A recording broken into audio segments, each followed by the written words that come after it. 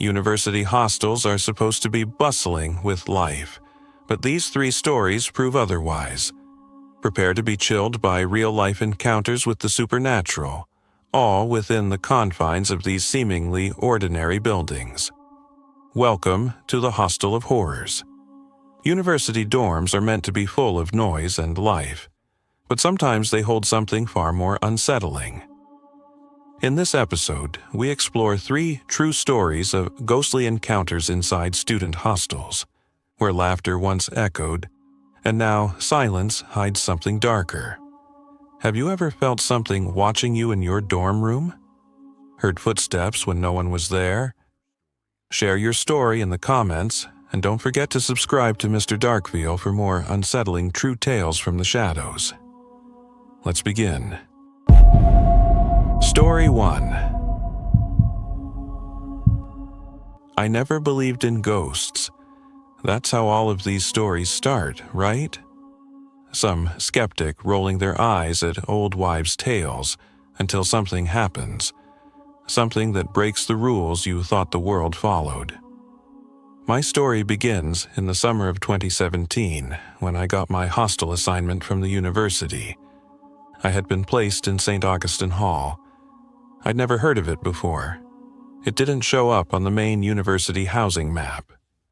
When I asked the admin lady at the counter about it, she paused, gave me a look I didn't quite understand, and then just said, "It's been reopened due to overflow. You'll have your own room." At the time, I thought I'd lucked out. A room to myself? In Kolkata? Unheard of. When I arrived, I realized why no one else had mentioned the place.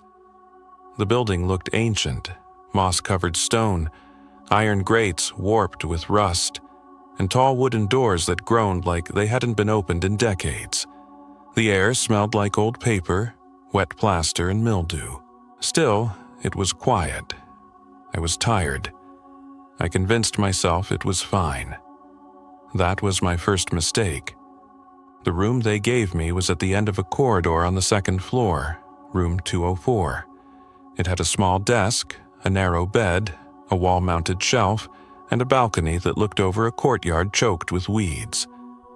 There was an odd chill in the room, even in the sweltering heat of June. But it wasn't just temperature. It was that other kind of chill. The one that settles in your chest when you feel like someone's watching you. That first night, I barely slept. I kept hearing sounds, not voices, not at first. Just the faintest rustle, like dry leaves being dragged across the floor. The occasional tapping from inside the walls. I told myself it was rats or old pipes, or something. But the second night I heard whispering.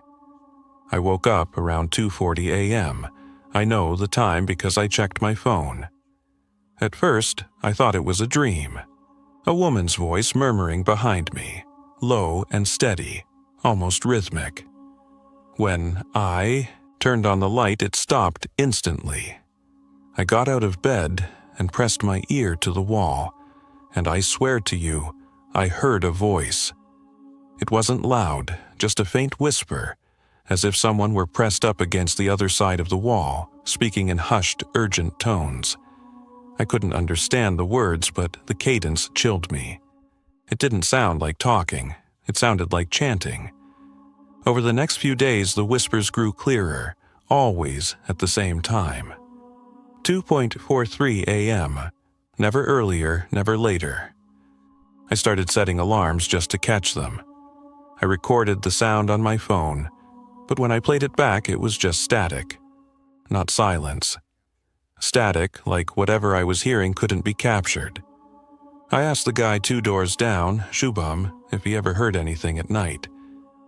He laughed and said he wore headphones to drown out the nonsense this place leaks. I thought he was being poetic until I realized he meant it literally. He'd heard things too, but didn't want to talk about them. One night, I invited a friend, Ria, to stay over, just to prove I wasn't losing it. We both sat there, lights off, waiting, and right on time the whispering began.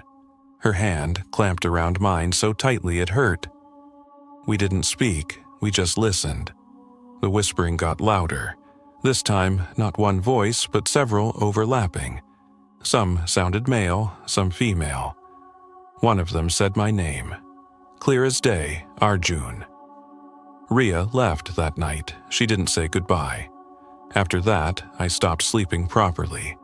I started walking the halls at night trying to trace where the voices came from. But the building was a maze. Every hallway looked the same. Some corridors led to bricked-up doors. Others turned into staircases that ended in locked hatches. I felt like the place was shifting around me. One evening, while exploring the ground floor, I found a door behind the old dining hall. It was partly concealed by a broken shelf. It shouldn't have been there. It wasn't on the blueprint I'd seen at admin. I pushed it open and descended a narrow set of stone steps into what I thought was just a forgotten storage room. But it wasn't. The room was small, maybe 10 by 10 feet. The walls were covered in old plaster, with deep, claw-like scratch marks gouged into the brick. In the center of the floor was a rusted iron cot, and on the back wall, scrawled in red paint, or something that looked very much like blood, was a phrase. She never left. I ran. I didn't stop until I was back in my room, door locked, every light on. Things got worse after that. The whispers changed. They weren't just murmuring anymore. They were speaking to me. I began to recognize certain phrases. One voice, soft and desperate, repeated, "He buried her beneath the stairwell." Another deeper hissed, "Room 306 still burns." I stopped attending class. I stopped eating properly. I covered the walls in pages from old textbooks, thinking maybe they could block the voices. I even nailed a crucifix to the door, but it didn't help. One night, I awoke to find the crucifix on the floor, upside down, the nails pulled clean from the wood. That same night, I looked into the mirror above my sink and saw something that has haunted me ever since. It wasn't my reflection. The figure staring back at me wore what looked like an old clerical robe, tattered, water-stained, and dark with age. His eyes were hollow, his skin was gray. He opened his mouth like he was screaming, but no sound came out. Behind him, shadows twisted along the walls. I smashed the mirror with my bare hands. I still have the scars. The final night came without warning. It was raining hard. The power had gone out. I was alone, wrapped in a blanket, sitting in the corner of the room, waiting for morning. At 2 a.m., the whispering began early. Not one voice, dozens, louder than ever before. The sound echoed through the entire building. I heard footsteps pounding above me, doors slamming, windows rattling. The walls were breathing. I mean that literally. They pulsed, like lungs inhaling and exhaling. Then came the knocking. It started on the wall behind my bed. Slow, rhythmic, deliberate. Knock, knock, knock. And then the scratching. Not from mice, not from nails. Something else. I held my phone up, trembling, and saw a voice memo automatically start at recording. I didn't press anything, I swear. The screen glitched, flickered, and displayed one word. The file played back instantly, even though I didn't hit play. All I heard was a voice, female, broken, whispering, "I'm still here," and then screaming. I blacked out. When I came to, it was dawn. I was outside, barefoot, sitting on the stone steps of the library. My arms were scratched, my shirt was torn. I had no memory of how I got there. They sent me to a psychiatrist, told me it was stress, isolation, lack of sleep.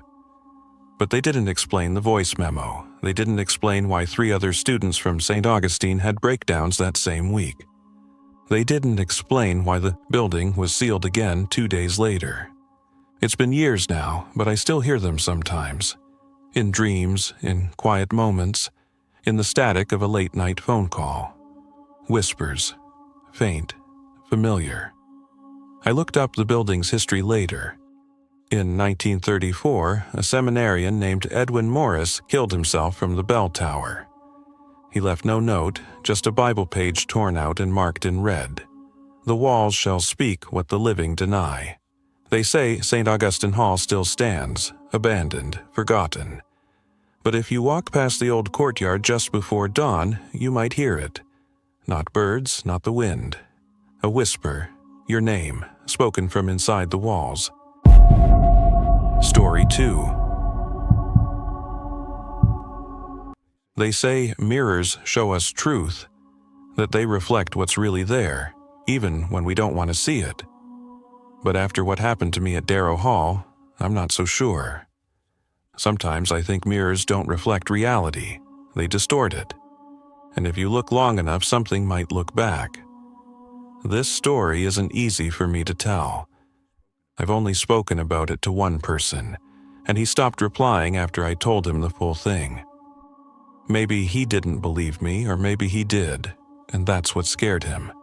But you should know, because the thing that haunted me, it could still be there, waiting. It started the year I transferred to Westlake University, a place nestled in the Western Ghats, surrounded by dense forest and a constant veil of mist that never quite cleared, even at noon. I'd been awarded a partial scholarship and got a spot in one of the older hostels, Darrow Hall. I didn't mind the age. The building had this charming colonial feel to it. Arched doorways, high ceilings, and thick antique framed mirrors in nearly every corridor. But it also had its quirks. Power flickered a lot. The walls creaked even when no one was walking. And there was this smell, like old wood soaked in rainwater. My room was at the far end of the second floor, room 217, small but cozy. It had one narrow bed, a rusted metal study desk, and a tall antique mirror bolted to the wall opposite the bed. That mirror was the only thing that felt out of place. It was too tall, too wide, the kind of mirror you'd see in a ballroom, not a hostel. From the first night, it made me uncomfortable. I remember lying on my bed that night staring at the ceiling fan spinning above me. The lights were off, just the moonlight coming in through the window. But even in the dark, I could see my reflection. That mirror, it captured the entire room, including me. I must have dozed off because I woke up with a start around 3 a.m. The room was cold, really cold, breath hanging in the air kind of, cold, and the mirror, something was wrong. My reflection was sitting up, but I wasn't. I was still lying on my side. I could feel the pillow under my cheek. I didn't want to move, I couldn't. I just watched, heart thudding, as the figure in the mirror sat upright in bed and slowly, so slowly, turned to face me. But it wasn't me. It had my shape, my hair, my nightshirt, but the face wasn't mine. It was shadowed, blurred like fog over glass. And the eyes, there were no eyes, just dark, empty sockets. I screamed and snapped on the light. Instantly, the reflection was normal, just me. Wide-eyed, pale, trembling, no shadow, no strange face, just a stupid old mirror. I didn't sleep the rest of that night. The next morning, I convinced myself it was sleep paralysis, stress from the move. That's what everyone says, right? But over the next few weeks, things escalated. The mirror would fog up. Even when there was no heat, no shower, no reason. Sometimes I'd catch a flicker of movement in it, just at the edge of the frame, like something ducking out of sight.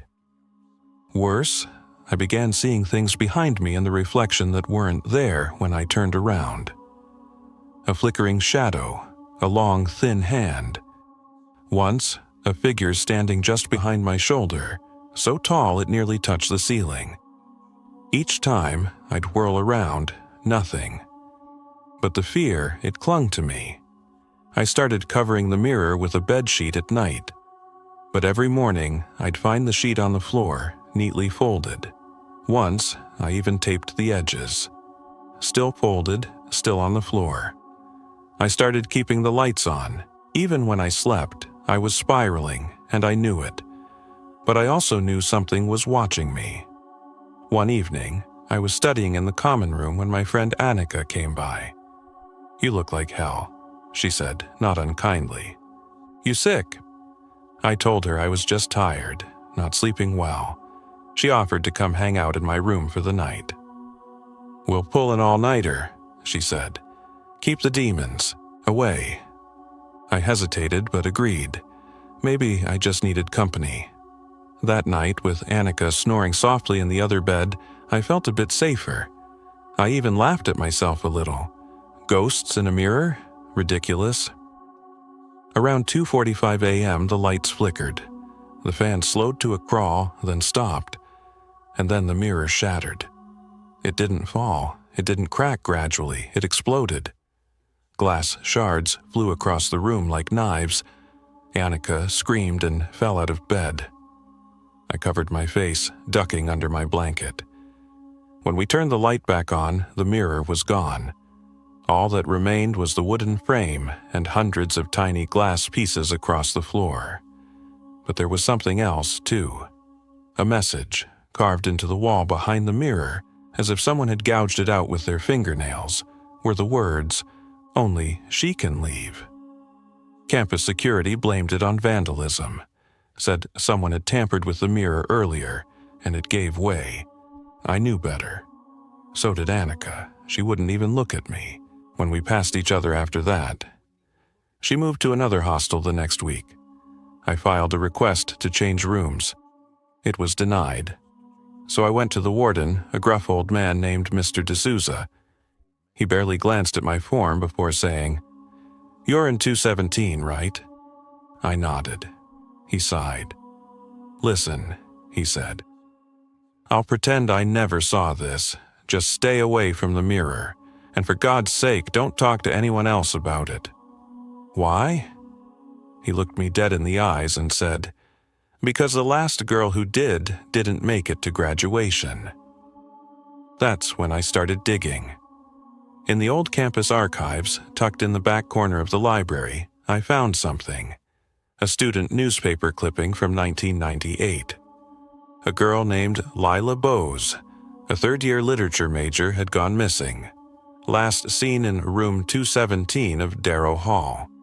The article said she'd been acting disturbed in the weeks leading up to her disappearance, complaining about voices, reflections, cold drafts, the same things I was experiencing. No one ever found her. No body, no trace. Just her room left in perfect order. Except the mirror, the same damn mirror. According to the piece, it had been smeared with something dark and removed after the investigation. So why the hell had they put it back? After that night, I stopped sleeping altogether. I started noticing bruises on my arms I couldn't explain. Once, I found long scratch marks across my back, like claws. I had nightmares, vivid, violent dreams, where I was trapped inside the mirror, banging on the glass while something else wore my face and walked free. And then came the whispers. They didn't come from behind the walls like you'd expect. They came from the mirror, even though it was broken. I'd sit at my desk, headphones on, trying to drown them out. But I could feel it, that cold presence behind me, watching, waiting. The final straw came one night in early November. I was brushing my teeth when I saw it again. In the cracked glass above the sink, a shadow moved behind me, taller than the doorway, limbs too long, head bent at an unnatural angle. I turned, nothing. I turned back and it was closer. I didn't scream, I couldn't. My throat locked up. My heart was slamming against my ribs so hard it felt like it would burst. Then the lights went out. In the pitch black, I heard breathing, not mine, deep, wet, wrong. I dropped everything and ran. I never spent another night in that room. I moved off campus, found a small flat near the edge of town. I begged my parents to let me switch universities, but they said it would ruin my academic record. So I stayed, but I never went back to Darrow Hall. It's been 4 years now. I graduated. I moved to Mumbai, got a job in publishing. But it's not over. Sometimes when I'm walking down a dark hallway, I catch my reflection turning away a second too late. Or I'll be brushing my hair and see a second pair of eyes in the mirror. Not mine. Watching, always watching. I don't own mirrors anymore. Not real ones. Just a cheap piece of dull metal in my bathroom cabinet.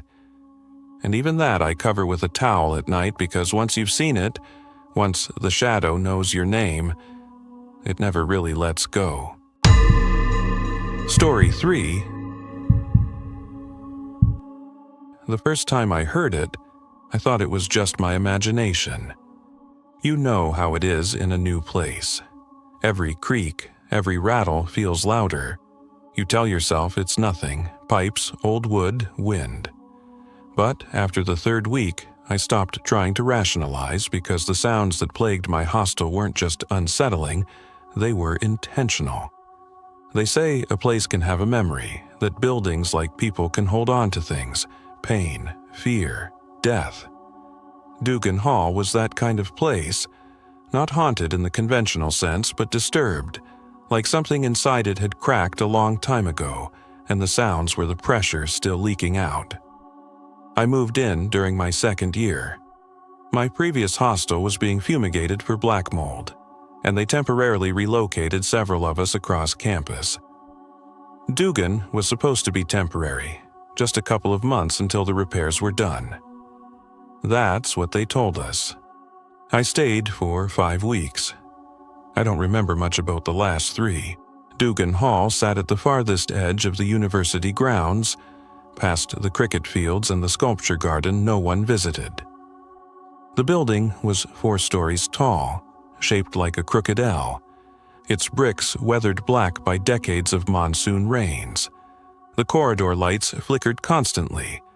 The walls were damp to the touch no matter the season, and every door had a small rectangular mirror nailed above it, like some outdated architectural tradition. The first night was uneventful, other than the chill. My room, 304, was small but clean enough. A single metal-framed bed, a desk, a wardrobe, and one narrow window with rusted hinges. I unpacked, listened to music, tried to sleep. At around 1:30 a.m., I heard footsteps. They came from the hallway, slow, deliberate, like someone pacing back and forth. What stood out was the rhythm. 3 steps, pause, 3 steps, pause, over and over again. I assumed it was just someone walking late, maybe talking on the phone. But when I opened my door, the hallway was empty, silent. I called out, nothing. Then, just as I was closing the door, I heard it again. 3 steps, pause, right behind me. I turned, heart hammering. No one. I told myself I was tired. The next few days were quiet. I got used to the strange acoustics of the building. Everything echoed like the walls were thinner than they should be. But then the sounds started again. Footsteps, always around the same time, 1:30 to 3:00 a.m.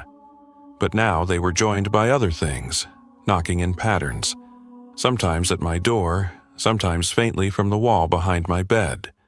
Once I was woken up by the sound of scraping metal, like a desk being dragged across the floor directly above me. But 404 was vacant. The resident had moved out a week before I arrived. I knew this because I'd tried to swap rooms with him, hoping for better sunlight.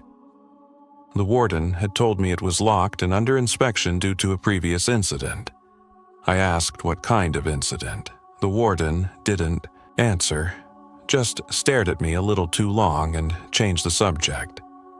By the end of the 2nd week, things got worse. I'd wake up and find objects in my room had moved. My notebook would be on the floor, my phone charger unplugged. Once I found my pillow across the room.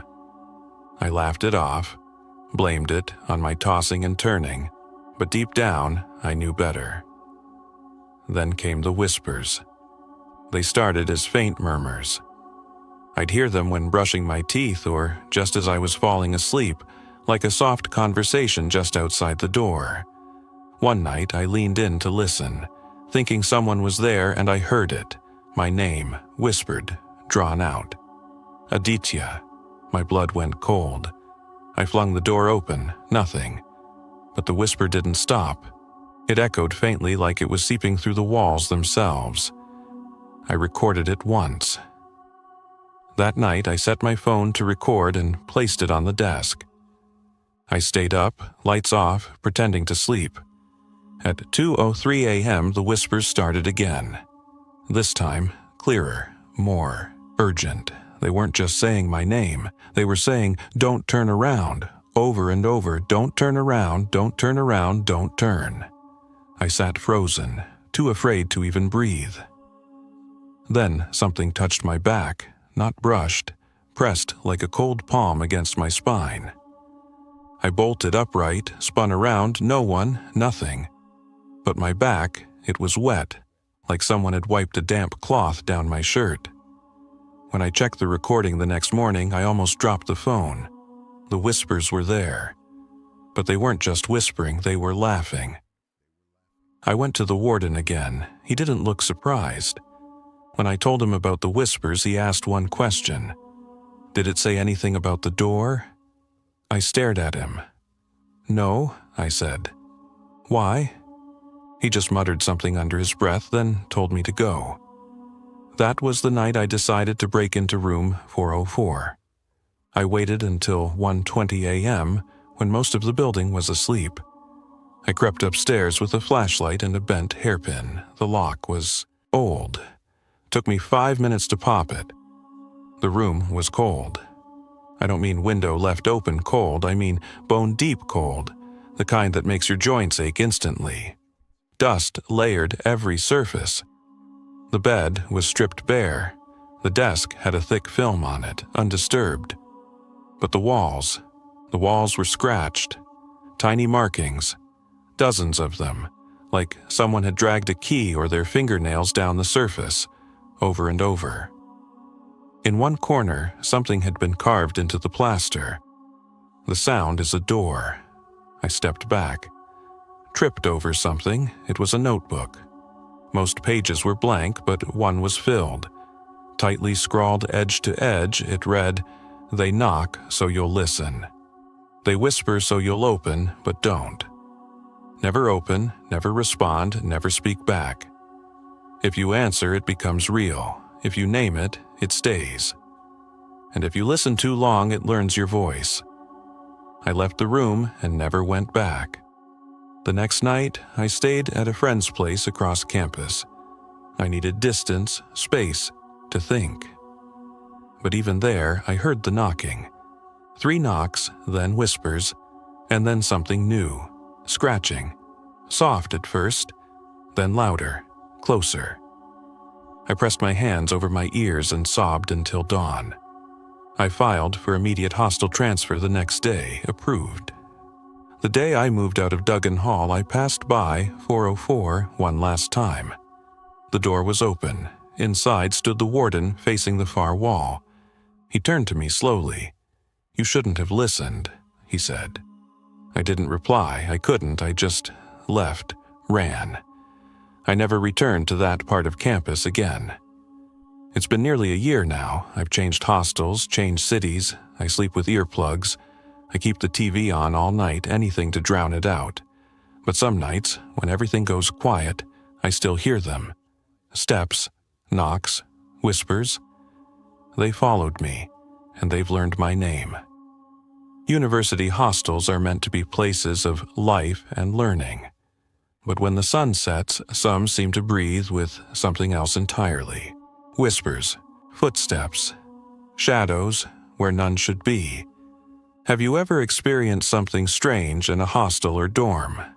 Share your story in the comments. I read every one.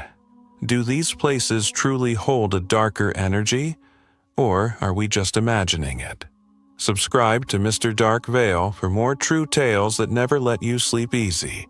Until next time, keep your ears open.